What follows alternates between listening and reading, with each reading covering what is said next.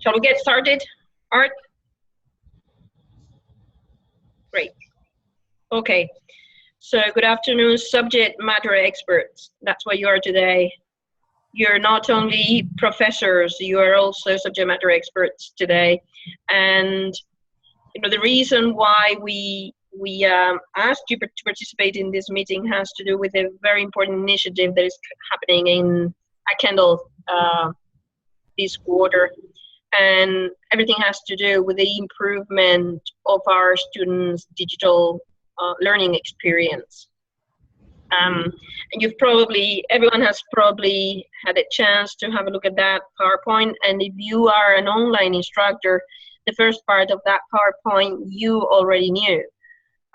Because all we're trying to say is that the online experience of our students, the digital learning experience of our students could be better.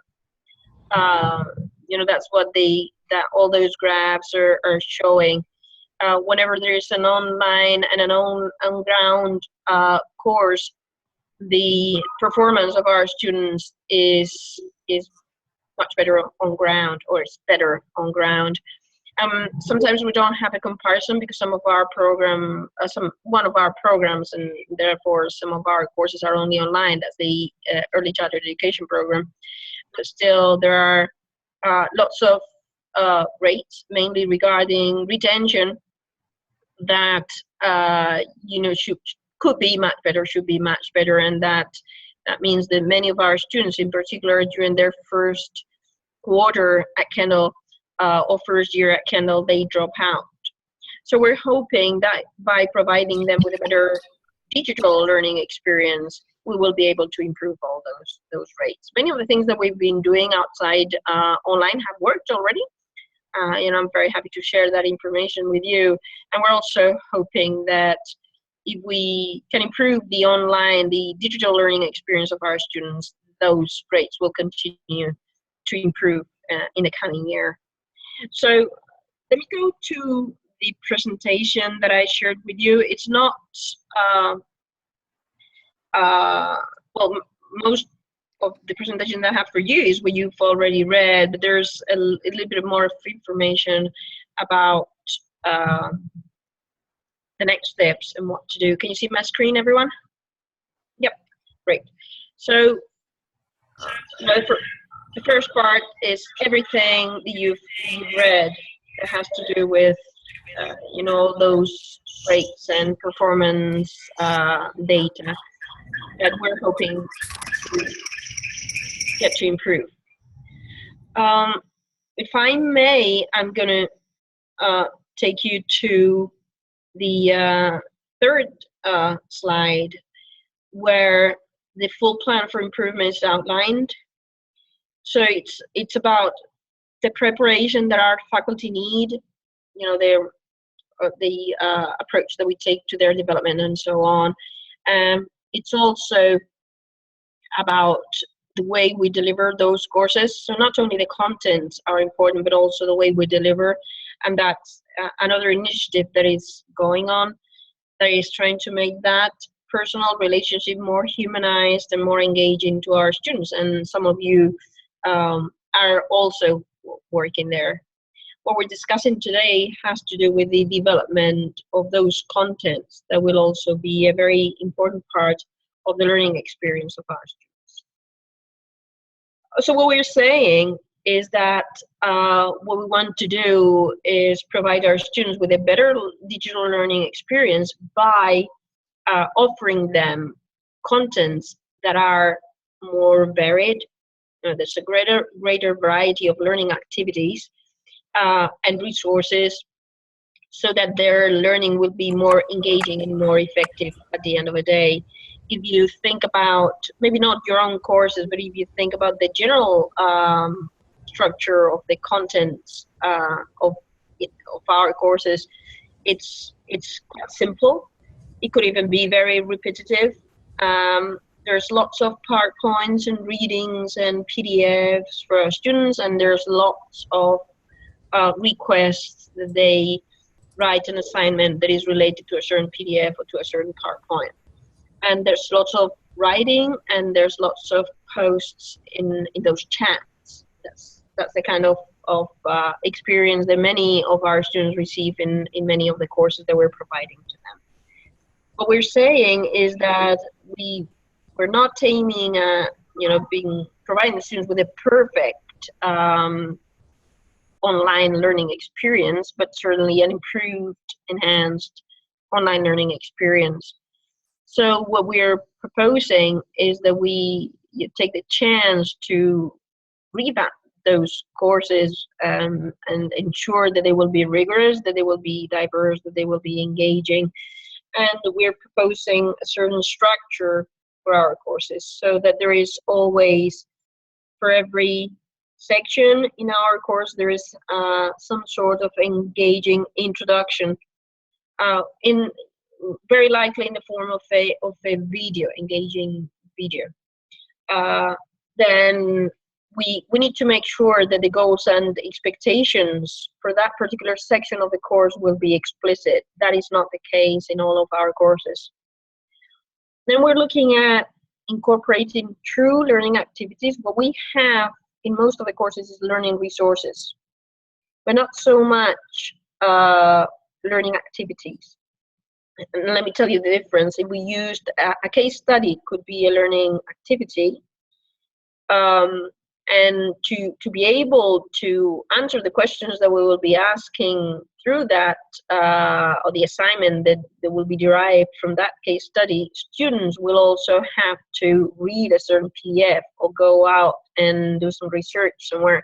All those will be learning resources, and the case study and everything that involves will be the learning activity that will take the students to the learning outcomes that we will have identified before. So incorporating more engaging learning activities, apart from reading itself or analyzing in itself, which of course it's sort of learning activity. We are also looking at incorporating an overview of every section, and there's some good practices, and in some courses we do have an overview of every section of the course, but we don't have that in all of them. We're, at a minimum, we're looking for that for every section, and we don't want it just to be plain text. We now have the ability to transform that part of the course into something much more interactive. We can use, we will be able to use different templates for different types of exercises, and I was giving you a few examples in the email. These, multiple choice or drag and drop or whatever different type of templates we have. So we're trying to, in most of the cases, improve what we have. In some cases, we will have to develop from scratch. If we go to slide 5, what we're saying there is kind of giving you an idea of who is going to be involved and what sort of things are we expecting. So you are this gray bar here in the center. This is subject matter experts. That's you. Sorry, it's a little bit dull of color.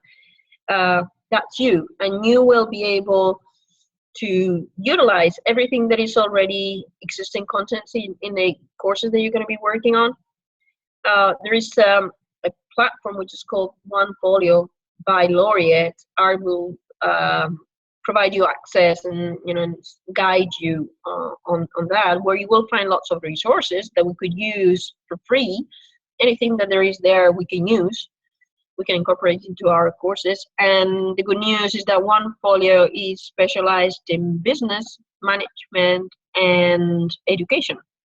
So that's, we've been very lucky because, most of what we need to do is related to that. Then there will be open resources that you can also incorporate, and commercial contents that you will have to ask art to purchase, which you can do because there is a little bit of money that we will be investing in that. And then of course we will be recording videos, and there will be templates for interactive learning objects.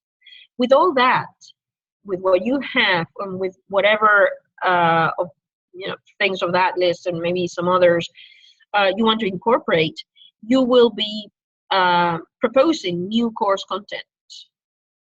And that doesn't mean that you will have to make a video yourself. You will have to write a text that describes the kind of video that you would like to have. So I would like to have an interview with an industry expert where these questions are asked.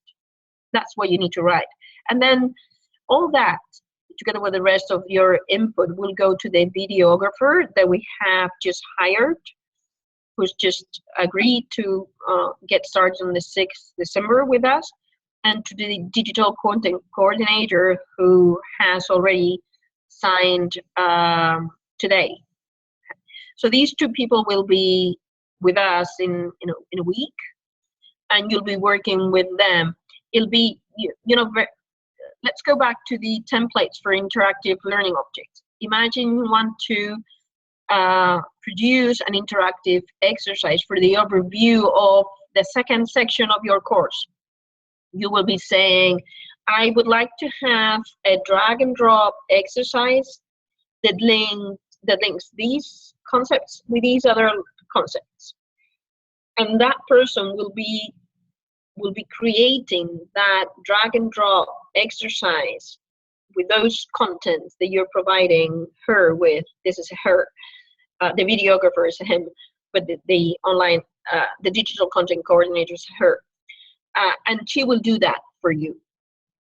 So at the end, after you've provided those people with all the input that they need, they will be creating and integrating everything into Blackboard. They will make sure that there is the right branding and the right look and feel, and the right course structure, and the whole course structure harmonized, particularly when we're talking about the same programs.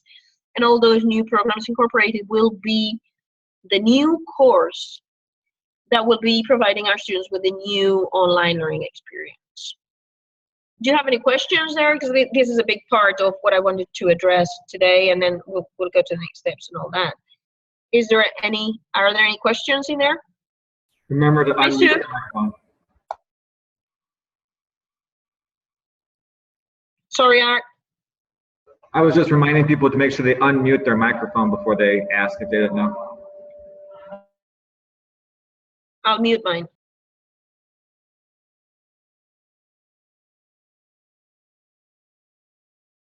Can I just add something about the videographer and the content course editor people?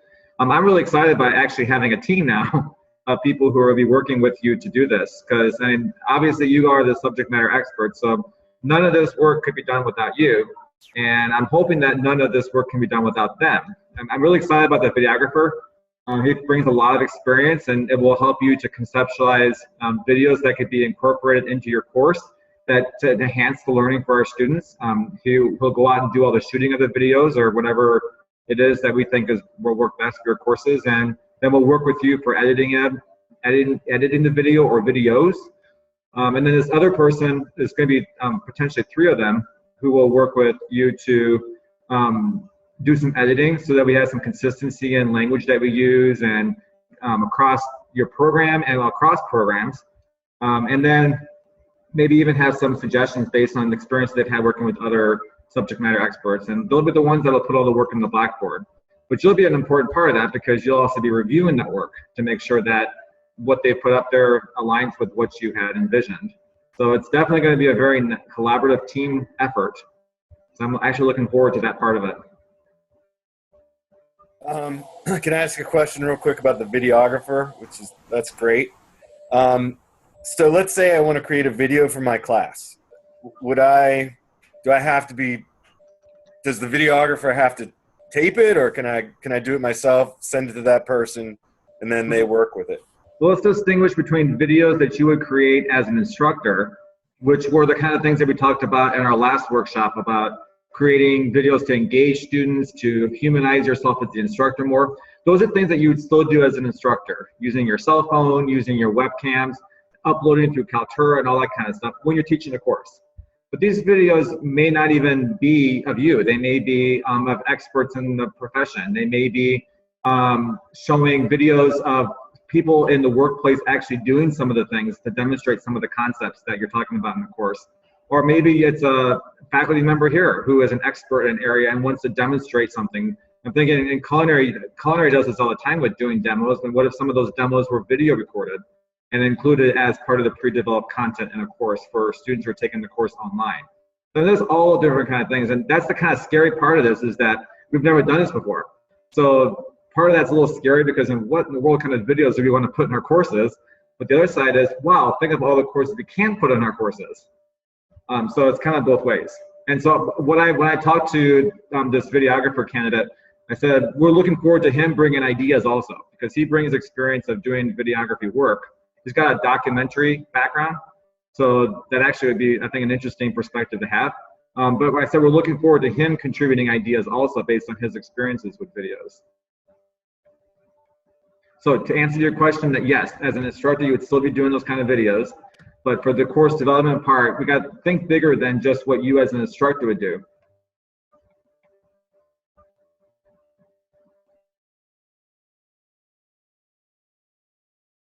Do we have any more questions? Comments? Nope. Can you hear me? I'm Sure, yeah, Heidi. okay. Go ahead.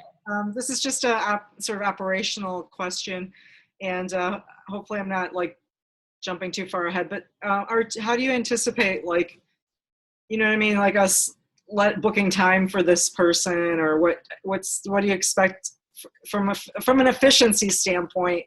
What's the process going to look like? That's actually on my list of one of the first 3 things I'm going to have him do, is come up with what he thinks is a good process. Because I've done a lot of research to understand how a videographer pre-conceptualizes the video, does pre-production work, does the shooting work, does post-production, and it can be very lengthy depending upon the length of the video. But these videos that we're thinking may not be more than 1 minute, 3 minutes long only. But that still takes time to do. So I want to understand what his vision is for a process. And then there'll be many times when we'll be meeting together to talk about with you guys, to talk about what your ideas for the video, and he'll help tease that out. And then once we know what it is that you're wanting to do, then we can figure out what a good timeline might be, because that will vary based on whatever the content of the video will be. Thanks. A great question, Heidi. So let me move on a little bit more, and well, there's still I don't think we need to go into the description of each one of these objects that are mentioned, because there will be time to do that. Better than that, I believe, let me go into the subject matter experts, what to do. So the subject matter experts, and this is not something that you had in your PowerPoint, so this is something that we're addressing for the first time with you. There are 2 things that you need to do. One is prepare yourselves, and second is develop or improve the pre-developed content. So when we say preparation, this is a very, very important phase. It gives you the starting point to be able to do what comes after. And the first question that we want you to ask yourselves, and we are sure some of you have already asked yourselves these questions regarding the courses that you have to improve, is how do I provide my students with a rigorous, with a diverse, engaging learning experience? How do I do that?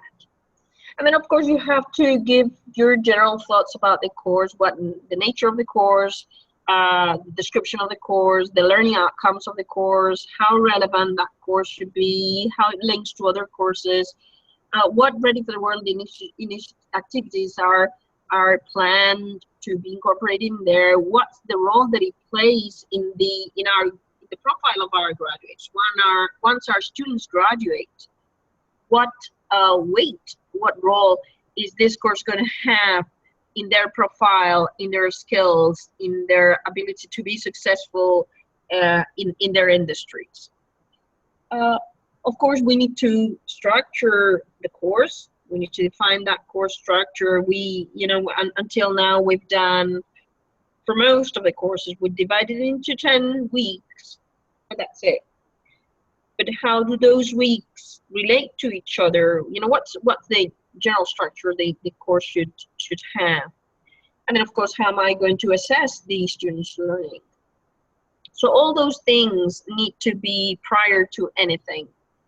Once you have the answer to those, and very likely many other questions that you need to ask yourself, then it is time to start working on development. So when we say development, what do we mean? Well, we mean the description of the introductory videos for each section of the course. And when I say the description, I mean the description. And this goes back to Neil's question. You don't have to record the video yourself.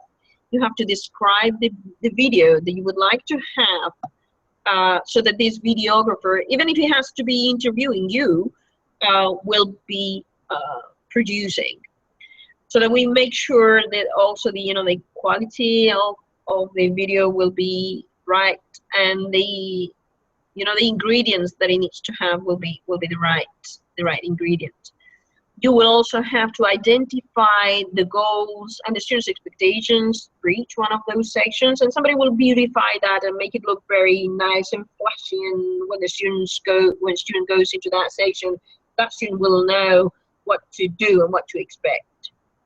You will also have to describe, identify new contents. So you can, be out there and find something that is free that you would like to incorporate. That's great. But you could also go to, Pearson, or into wherever you want to be, and you can ask Art to purchase something for you. A case study. I would recommend that all the business-related faculty go out shopping for case studies, for the right case studies. Well, that's the type of content that we would like to incorporate, and we're happy to incorporate commercial contents if it makes sense. And then also customized contents that you may even yourself want to develop or want to kind of, address somehow. And then you will need to describe these interactive learning activities so that the online developer can develop those. That's what we mean when we say develop or improve pre-developed content. It doesn't mean that you have to come up with a final product of flashy objects that somebody will incorporate, because you're not expected to do that. We don't have the skills to do that. We will, these three people that will be working, the two ones that will be joining us in a week, are the people that have the skills. Together with Art, they are the only people that have those skills. What are the next steps? Get prepared. Starting today, you know your course, so think about it. And I know many of you are already there. Next week, meet with Art and your dean and agree on a working plan. Working plan means what approach am I going to take to the improvement of of my course? What deliverables am I committing myself to? And then once you agree with them about the things that need to be done, start working. And then interaction will start with the videographer and with the online coordinator and with Art. And we will, this is our first time, so we will learn as we go and try to improve the process as we go. But then it'll be the time when we won't wait until the last day for you to deliver everything to them. The 10 videos that I want to make, the 10 activities that I want to produce. We will be working week by week, and every week we will be providing those people with your input so that they can continue to work and develop whatever you think needs to be developed for the improvement of your course. And then everything that is agreed will be due by January 31st. So we have 2 months to do this. But don't be scared. Again, it's not about flashy object. It's about in most of the cases, it's about plain descriptions of what you want, so that somebody else will be doing that. By the way, that person will not be finished by the 31st January. Your input will be finished by the 31st January, but that person will continue to work. And by the spring quarter, the new version of your course will be implemented. We're slightly behind schedule, as we thought we would be able to have started before and be ready for the winter, but that's not going to be the case unless somebody is has already been thinking about a lot of these and can provide the videographer or the online coordinator with very short-term input, we will not be seeing much of a difference between the courses that we now have and the courses that we will have in the winter, unfortunately. But we will see all these changes reflected in the new version of the courses that will be delivered in spring. That's why the 31st January is your deadline. And then, of course, if there's this loose deliverable that I still need to work for a little bit longer on, and that's going to be okay. But we have to have this 2-month scope in mind, so you can plan all your work and agree on a working plan with Art and your dean. Let me go back a little to slide number 5. You see that the horizontal line project leader is Art. So Art's going to be leading, coordinating this whole thing. And this whole thing has content, has people that work full-time on this, people that work part-time on this. It has a platform, and it has so many ingredients and inputs that Art's going to be, if not 100%, very highly dedicated to this project for the next few months. Art, do you want to say anything about that, or about any, the next steps, or? Well, no, I've worked with a lot of you already on previous courses, so I'm looking forward to working with everyone again. Yeah, so what I'll do is I'm going to send out some time slots that you can pick and choose, whatever works for your schedule for next week. I would imagine those meetings would last no longer than an hour, but just for us to kind of have a shared vision for the course and hear your thoughts, and then see what things we need to do and come up with a timeline that works for you and meets within these guidelines that Agueda has set up. And by that time, we'll have one of the videographer will be here too, so I'll invite him to some of the meetings also, so you can meet him, and we can get started on some ideas you have for videos and plug away. And I don't know if this was mentioned either, but maybe I just re-emphasize it, but the course content editors or developers, I forget what we call them, are these people that will be working with you also for editing and stuff, but they're also going to do all the uploading in the Blackboard, and they're going to use a style sheet. So for the most of our courses, or the courses will look very similar, and then Agueda talked about branding that. And so I'll be working with them to come up with a style sheet and colors and all that kind of stuff, so that the students' experience is similar when they go from course to course. Now, obviously, there's going to be differences in courses, just because there are inherent differences in them. But for the most part, she'll work on commonality in languages and colors and formatting and all that kind of stuff. So that's a big load off of all of us having to do that work in Blackboard. Maybe me. I'm glad I don't have to do it. Art, if we have an idea of someone to interview, do we contact the person? Does the videographer contact the person?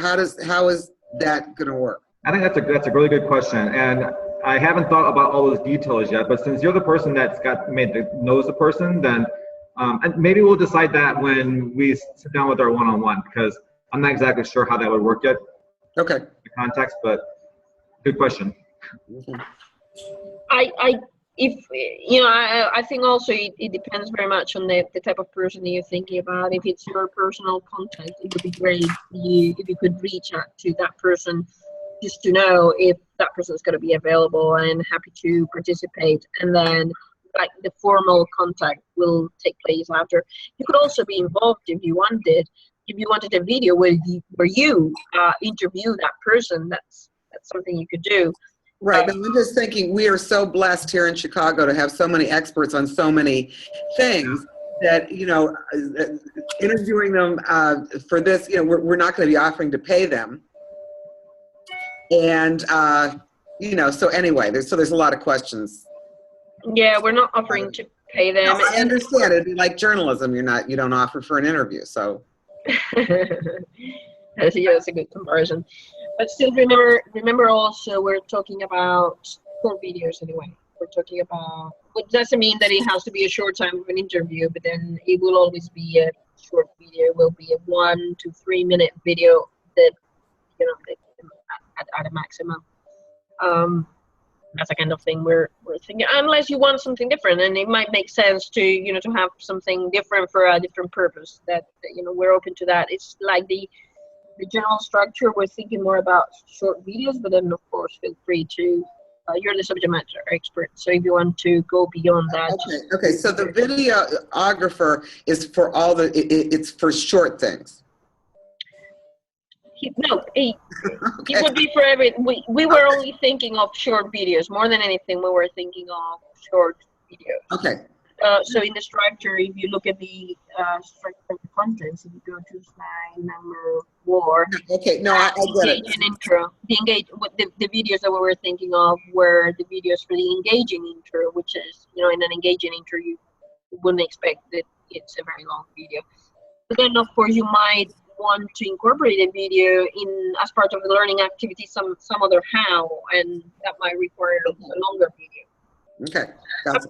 All right. So I think all these things you'll be discussing in detail in your meetings with Art and the dean. In particular, if you already have some concrete ideas that you want to validate or propose. And those of you who have developed courses before, hopefully you feel that course development is a very creative and exciting process. I love doing it. But the best thing about this is that you're doing it with a team. So it's not like we're saying, oh, go Sandy, go develop a course and we'll see you in a month with it all done. It's a very iterative process, and we got a team of people here that are working together to get this done. So have a look at the, you might be asking yourselves, but why this structure? Why this approach? Going back to slide number 4, we want to make sure that we will be providing students with content that will be rigorous, that's current and accurate, diverse in nature, and engaging. Diverse, all of you who are experts in education, that the diversity in learning resources is always good. The more diverse, the better, because the higher the probability that you capture the learning style of a student. So diverse is good for learning resources. That's why we want to not only provide students with PDFs and PowerPoints, which is most of what we provide them with, but also with other types of learning activities. That's why that is written there. And then in the 21st century, audiovisual and interactive contents, they are a must. They are expected. And even ourselves, how many times when you want to learn something new, the first thing that you do is you watch a video by somebody that's an expert in that, and then you go into some written work or some very profound articles. But that's certainly the audiovisual component that has been lacking in our courses, is something that we want to enhance at this time with this opportunity.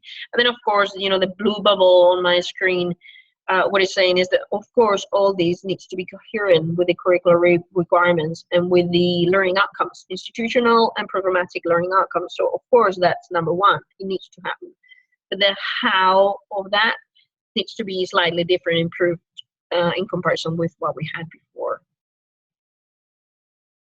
Any more questions? Anyone? Samna, you're very quiet today.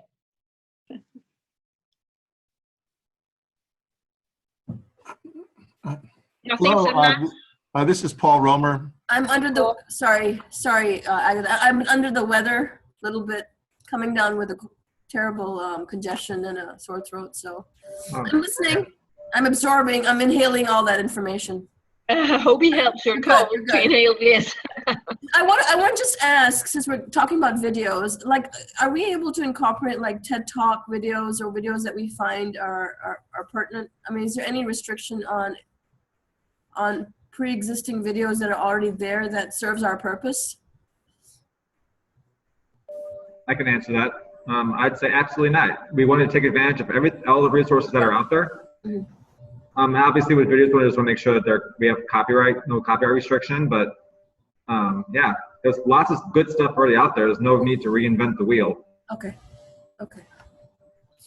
I really appreciate that question. This is Heidi here because Elaine and I started working on rewriting a couple of classes, and we found quite a bit of information that way using TED Talks. So that was one of our strategies. And thanks for asking that, Sarah. You're welcome. I think Paul had a question. This is the first I've learned of the January 31st deadline, and I'd just like to ask your thought process relative. We're approaching the end of term by the 20th, and then the holiday season approaches, which many of us have travel plans or family commitments, and so I'm wondering. I know we're hoping to have everything done by January 31st, but I wanted to just raise that because that's an issue that I think many of us may have already prior commitments. So I wanted to put that on the table. Yeah, thank you, Paul, for that. And we'll be flexible, but there's different people have to do very different tasks, and some of you have to develop completely new courses starting from scratch. I don't know if it's your case. Some others have to improve content that are already existing, and some just have to introduce minor tweaks and kind of change a little bit in the structure and perhaps introduce some video. So there's a huge difference between the tasks that each of you will be doing, and we will be flexible with that. Okay, thank you. I also wanted to highlight that, so that nobody freaks out, that we're not expecting flashy objects coming from you. We're expecting good, plain content that somebody else will transform into something very fancy and very attractive. And I know that doesn't mean that it doesn't take a lot of time to produce those contents. But I mean, let me tell you, yes, we will be flexible, but let's take that deadline as an initial time frame for everyone, and let's do our best. And then, because I have to tell you, we will have queues because we will only have 3 people working on all the videos and everything. So when everything has been delivered by the subject matter experts 31st January, if that was the case, those people will still be working on the development of those contents for another good 2 months or month and a half, and they will be coming back to you to show whether that video truly represents what you wanted, blah blah blah. But I think it's going to make no difference for them, for the project, if somebody delivers their things 2 weeks after or whatever. So well, I think we will also learn by doing, and we'll make sure we adapt to your needs. It will be different approaches with each one of you, I'm sure. So are we expected to go live in the spring term? I mean, is that what the timeline looks like? Yep. Okay. We're expecting, the reason why 31st January gives the other people in the team time to develop those contents so that they're ready for the spring, but also as soon as we finish 31st January, we will have another meeting like this one with the next group of subject matter experts, because this is you're only starting, but we're going to be working on every one of our online courses for 2 years. So we will be gaining traction. You're only the first ones, and we have a lot to learn from your experience. But then we will continue. So 31st January, we will start working on the development of the next content, so that when everything that's on the queue has been finalized, there will be more content coming to that queue, so that we can continue to produce better content for our students. Any more questions, suggestions? Nothing? You okay? Nicole? Will? Anybody? Rob? You're very quiet today, Rob. Well, I know a little bit about some of this stuff. Obviously, it's very exciting. I'm just thankful for you that I can stop harassing you about videos and buying a camera and all those things we love talking about. So, I'm just real thrilled with what you and Art are doing here. It's great to have a team. And I think it's going to help enhance our online product quite a bit. So it's good stuff. Thank you, Rob. Nicole, any questions from your end?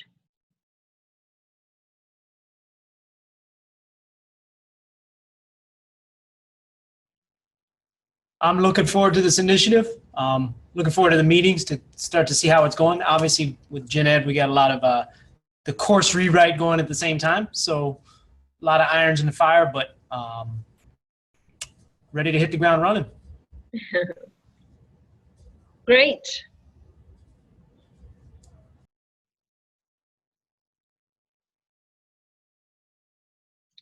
Anybody else? Anything from anyone?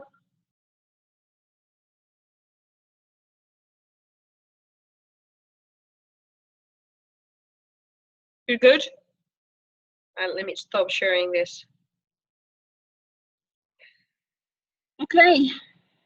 So thank you very much, everyone. Looking forward to seeing each one of you and to seeing, the results and the great positive impact on our students. Thank you for being there again, and have a great evening. Have a nice evening. Thanks, Agueda. Thanks, Art. Thank you. Bye.